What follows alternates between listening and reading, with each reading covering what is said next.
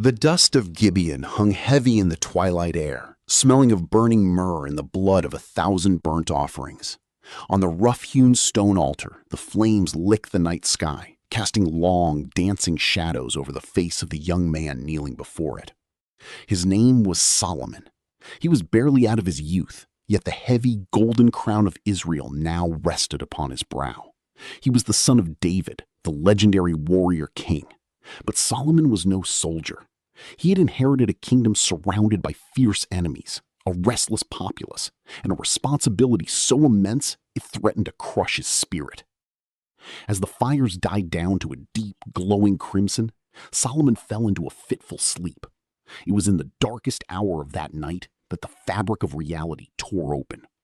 The heavens did not open with thunder, but with a silence so profound it made his ears ring.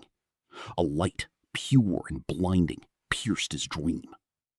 From the midst of the radiance, a voice resonated, not in his ears, but directly within his soul. It was the Almighty, the creator of the universe.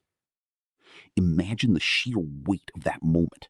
The King of Kings had just placed a blank check into the hands of a young, inexperienced ruler. The treasury of heaven was wide open. Solomon could have asked for the destruction of the Philistines, the Edomites, and every enemy that threatened his borders.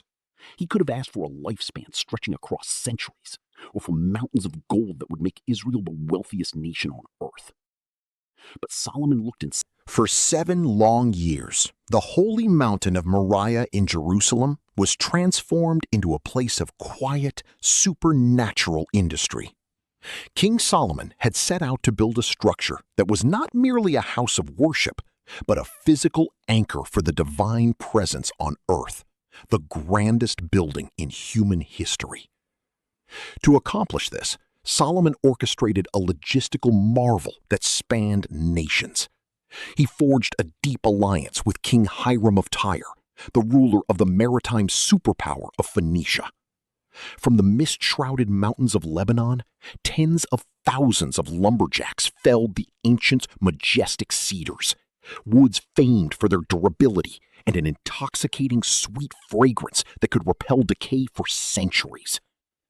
Huge rafts of cedar and pine were floated down the Mediterranean coast, while a workforce of over 180,000 conscripted laborers, stonemasons, and overseers moved across the landscape of Israel.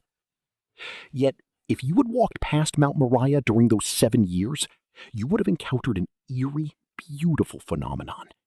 There was no sound of a hammer, no screech of an iron chisel, and no noise of an axe echoing from the building site. Solomon had decreed that out of respect for the holiness of the sanctuary, no tool of iron, the metal of war and death, should be heard on the mountain. Miles away, hidden deep in the distant stone quarries,